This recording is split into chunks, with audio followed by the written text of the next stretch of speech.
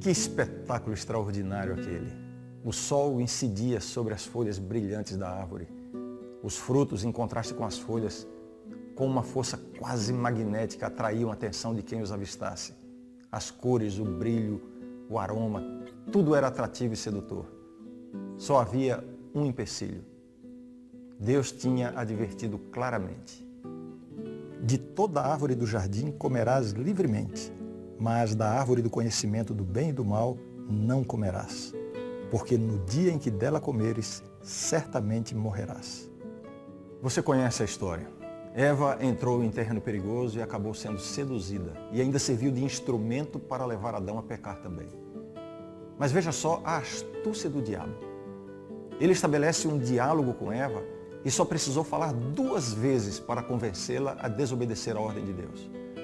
Na primeira fala ele diz: é assim que Deus disse, não comereis de toda a árvore do jardim? E a sua segunda fala: é certo que não morrereis, porque Deus sabe que no dia em que dele comerdes, se vos abrirão os olhos e como Deus sereis conhecedores do bem e do mal. Essa continua sendo a estratégia do diabo para enganar. Primeiro, ele se esforça para nos fazer questionar a palavra de Deus. É assim que Deus disse? E se ele não vence aí, ele dá ainda um segundo passo. Leva-nos a questionar o significado da palavra de Deus. Quando ele disse: é certo que não morrereis. Ou seja, Deus disse uma coisa, mas o significado não é bem assim como ele disse. Finalmente, o terceiro esforço do diabo é nos levar a uma visão distorcida do caráter de Deus. Quando ele disse: porque Deus sabe que no dia em que dele comerdes, se vos abrirão os olhos e como Deus sereis conhecedores do bem e do mal. A insinuação aqui é: que Deus é esse que não quer o melhor para vocês? A Bíblia fala muito a respeito da pessoa e da natureza de Jesus Cristo, sua divindade e sua humanidade. Mas é impressionante como, ao longo da história do cristianismo, surgem tantos questionamentos e interpretações distorcidas do que a Bíblia realmente ensina. Qual é o significado correto da palavra de Deus? Nosso objetivo aqui é muito claro: encontrar o significado correto do que a Bíblia ensina sobre a natureza humana de Cristo e as implicações decorrentes desses ensinamentos.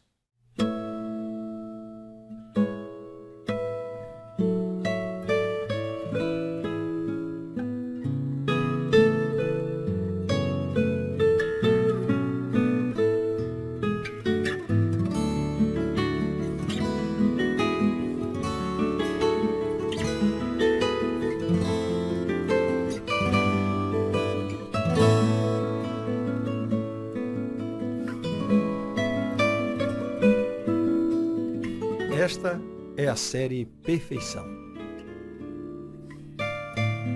Episódio de hoje: Natureza pecaminosa e pecado.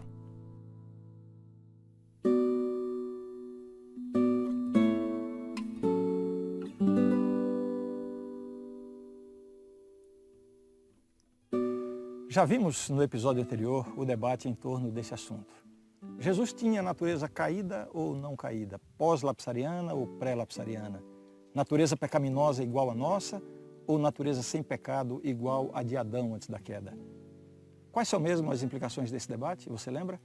Se Jesus veio com natureza humana pecaminosa, com propensões para o pecado e viveu sem pecar, isso significa que nós também podemos viver sem pecar.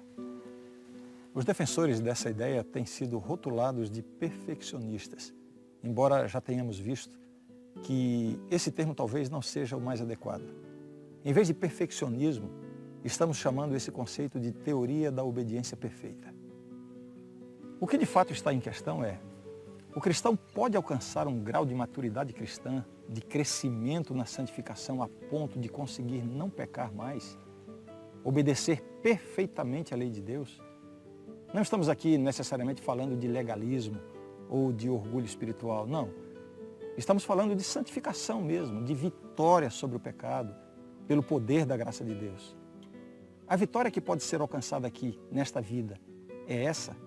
Chegar ao ponto de não pecar mais? É isso que devemos buscar em nossa caminhada cristã? Essa busca pode ser positiva, se é que de fato se pode alcançar a experiência de não pecar mais. Por outro lado, pode ser devastadora se for algo inalcançável. Vamos à Bíblia. No cerimonial do Antigo Testamento, a regra para a oferta de um cordeiro era a seguinte: todo o que tiver defeito, esse não oferecereis, porque não seria aceito a vosso favor. O animal sacrificado simbolizava o Cordeiro de Deus que tira o pecado do mundo. Portanto, Jesus não podia ter vindo na mesma condição pecaminosa do resto da humanidade, mesmo considerando que ele não cometeu nenhum pecado, mesmo considerando que ele não praticou nenhuma transgressão à lei de Deus. Ele não poderia ter vindo na condição caída da humanidade. Ellen White confirma essa ideia ao afirmar o seguinte: o homem não pode fazer expiação pelo homem. Sua condição caída constituiria uma oferta imperfeita. Ora, se Jesus viesse na condição caída do homem, no aspecto do pecado, a sua oferta seria imperfeita. Era necessário que ele viesse na condição não caída. Ellen White não está aqui falando de comportamento não pecaminoso. Ela está falando da sua condição não caída. É importante entendermos que isso não elimina nem limita a obra redentora de Cristo em nosso favor. Ele não tinha que ser exatamente igual a mim em tudo para ser o meu Salvador.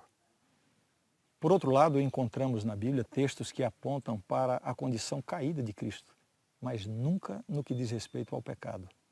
Ou seja, no aspecto físico, Jesus nasceu sob o peso de 4.000 anos de degeneração da raça.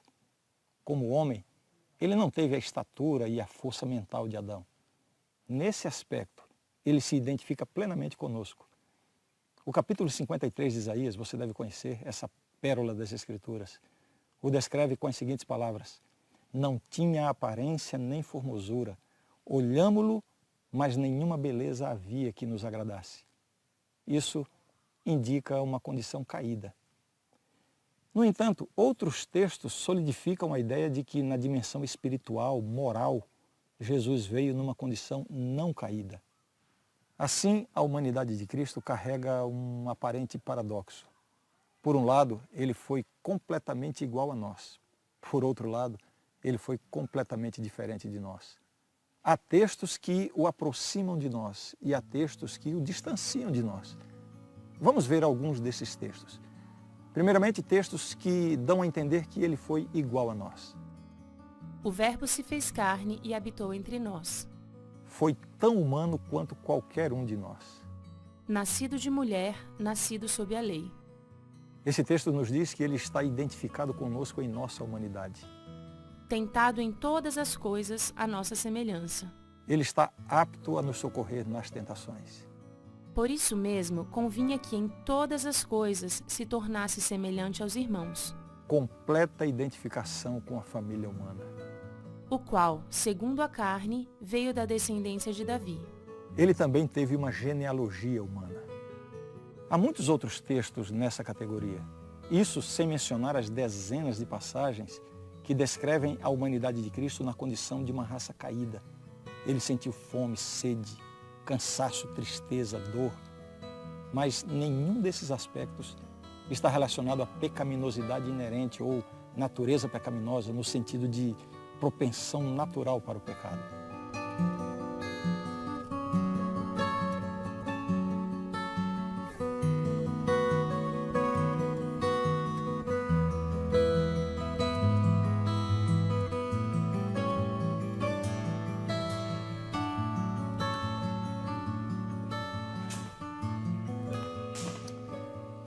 Então, se por um lado Cristo se identifica conosco em nossa natureza humana, sendo tão humano quanto qualquer ser humano deste mundo, completamente igual a nós, por outro lado, a Bíblia, de forma consistente, o põe numa condição completamente diferente da nossa.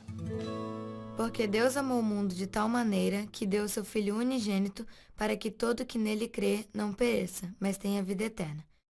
A palavra unigênito na língua portuguesa significa filho único ou o único gerado.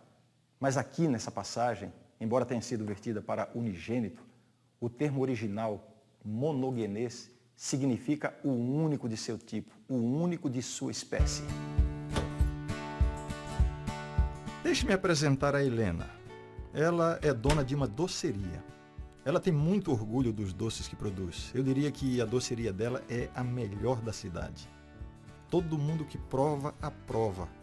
Obras de arte feitas por uma artista.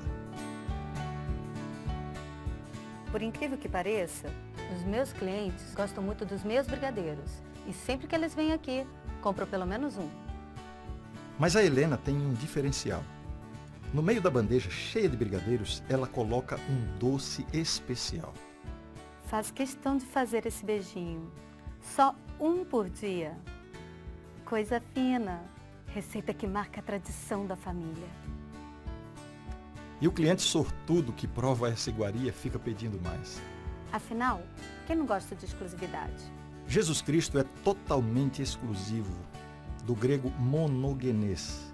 Essa palavra ocorre 9 vezes no Novo Testamento e dessas 9, 5 são aplicadas a Jesus, com o sentido de ele ser singular. Jesus era e é único, tanto pelo jeito que nasceu, sem um pai humano, como pela natureza com que ele nasceu, sem pecado. Único.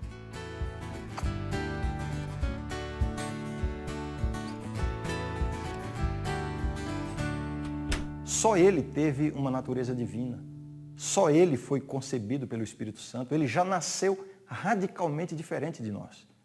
Jesus Cristo é um ser único, singular, diferente de todos os demais seres humanos. No que diz respeito ao pecado e à natureza pecaminosa, Jesus foi diferente de nós. Veja essa referência bíblica a respeito dele. O ente santo que há de nascer. O simples fato de ele ter nascido do Espírito Santo já o faz absolutamente diferente de nós. Veja o desafio que ele mesmo fez. Quem de vós me convence de pecado? Jesus é o único que poderia lançar esse desafio. Nele não houve nenhuma mancha de pecado, nem de comportamento, nem de tendência. É por isso que ele pôde declarar sobre o diabo. Pois se aproxima o príncipe deste mundo, e ele nada tem em mim. Agora veja só o que diz essa outra passagem da Bíblia. Com efeito, nos convinha um sumo sacerdote como este, santo, inculpável, sem mácula, separado dos pecadores e feito mais alto do que os céus. Ele está completamente unido a nós em nossa humanidade, mas está completamente separado de nós em nossa pecaminosidade, separado dos pecadores. Mas alguns insistem em que Jesus não era pecador, mesmo tendo natureza pecaminosa. Então vamos avançar nessa linha de raciocínio. Veja bem, a natureza pecaminosa de Cristo não faria dele um pecador. Ele só seria pecador se cometesse atos pecaminosos. Acompanhe bem o raciocínio. Jesus, assim, teria natureza pecaminosa e não precisou de um Salvador. Isso significa que a natureza pecaminosa não necessita de redenção. Será que é isso mesmo? Isso seria o mesmo que afirmar que cada ser humano que tem natureza pecaminosa só se torna pecador no momento em que cometer o primeiro ato pecaminoso. Sendo assim, uma criancinha recém-nascida que ainda não cometeu nenhum ato pecaminoso se encontra exatamente na mesma condição de Cristo, ou seja, tem natureza pecaminosa, mas não é pecadora. Tal criança, portanto, se morrer assim, não precisa de redenção, pois ela não estaria na categoria dos pecadores. Agora me diga, isso faz sentido? Seria o caso de seres humanos que estariam salvos sem precisar de Cristo? Veja só o que o próprio Jesus falou. Eu sou o caminho, a verdade e a vida. Ninguém vem ao Pai, senão por mim. Isso inclui as criancinhas recém-nascidas. Eu não vou aqui entrar no mérito da questão da salvação de criancinhas que ainda não exerceram fé, se dependem da fé dos pais ou não, enfim. Não é esse o nosso tema. Eu só quero destacar aqui uma coisa. Não faz sentido querer dizer que alguém só se torna pecador quando comete um ato pecaminoso. Se fosse assim, como explicar todos os textos bíblicos que afirmam a nossa condição de pecadores mesmo antes de nascer? Eu nasci na iniquidade, e em pecado me concebeu minha mãe, transgressor desde o ventre materno. A Bíblia coloca todos os seres humanos descendentes de Adão e Eva na categoria de pecadores, exceto Jesus. Isso inclui velhos, jovens e até criancinhas recém-nascidas. Todos pecaram e carecem da glória de Deus.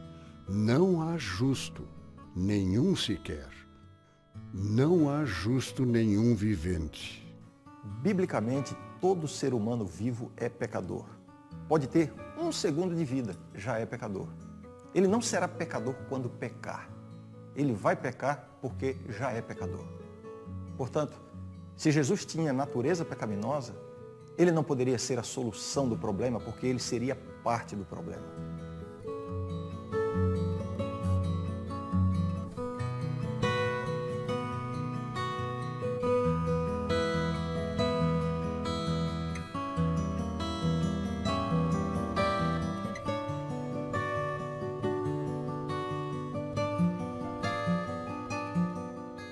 Se Jesus tinha natureza pecaminosa e não precisou de um Salvador porque obedeceu perfeitamente a lei de Deus, então, a partir do momento em que uma pessoa passar a obedecer perfeitamente a lei de Deus, não precisará mais da justiça de Cristo.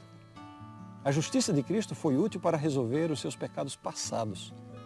De agora em diante, sem pecar mais, não carece de justiça externa.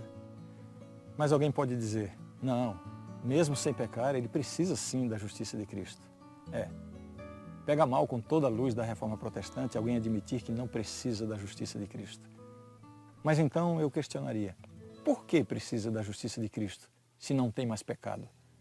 É por causa da natureza pecaminosa? Se for por isso, então Cristo também necessitaria de uma justiça externa, se ele tivesse natureza pecaminosa. Com esse raciocínio, a conclusão é que aqueles que conseguirem alcançar um nível de não pecar mais, serão salvos por uma espécie de justificação pela fé e pela obediência. Mas aí, eu lembro que Paulo disse com toda a convicção, o homem é justificado pela fé independentemente das obras da lei. No episódio de hoje, nós refletimos sobre a natureza humana de Cristo do ponto de vista bíblico. Apresentamos 2 grupos de textos, os que o fazem igual a nós em nossa humanidade e os que o fazem diferente de nós em nossa pecaminosidade. Quanto à questão de Jesus ter vindo com a natureza de Adão antes ou depois da queda, pode ter várias respostas dependendo da perspectiva. Na verdade, a comparação com Adão pode ser até meio confusa nesse sentido. De certa forma, a natureza humana de Cristo foi diferente da de Adão antes e depois da queda. Por exemplo, a condição física e mental de Adão antes e depois da queda foram superiores às de Cristo. Mas os pontos importantes para a nossa consideração aqui são os seguintes. Primeiro, Jesus nasceu com as marcas físicas do pecado. Ele tinha a estatura física da sua geração. Ele sentiu sede, fome, tristeza, cansaço, dor e até experimentou a morte. Segundo, na dimensão moral e espiritual, ele veio como Adão antes da queda, puro, inocente, sem nenhuma propensão para o pecado. Isso não significa que ele não podia pecar. Adão não tinha natureza pecaminosa e pecou. Considere ainda que Jesus veio em muita desvantagem em relação a Adão. Adão foi criado adulto em um ambiente perfeito. Jesus nasceu como uma criança indefesa num mundo cheio de maldade e pecado. Adão foi criado na plenitude de força física e mental. Jesus recebeu a degeneração física de 4.000 anos de pecado. Por isso, em Cristo o caráter de Deus foi revelado justo e amorável e a sua lei foi plenamente vindicada. Jesus mostrou para todo o universo que as justas exigências da lei de Deus podem sim ser atendidas. Ele demonstrou que Adão pecou não porque a lei não podia ser obedecida, mas porque ele, Adão, escolheu pecar. Vimos também que a natureza pecaminosa, por si só, já coloca o seu portador na condição de pecador. Por isso, Jesus tinha que estar isento dessa pecaminosidade inerente dos demais seres humanos. A vida perfeita de Cristo, completamente isenta de pecado, substitui a minha vida imperfeita e pecaminosa. A obediência dele, perfeita, substitui a minha obediência imperfeita. A morte dele substitui a minha. E nele eu tenho acesso à vida eterna. Vida eterna. Graças a Deus por Cristo Jesus.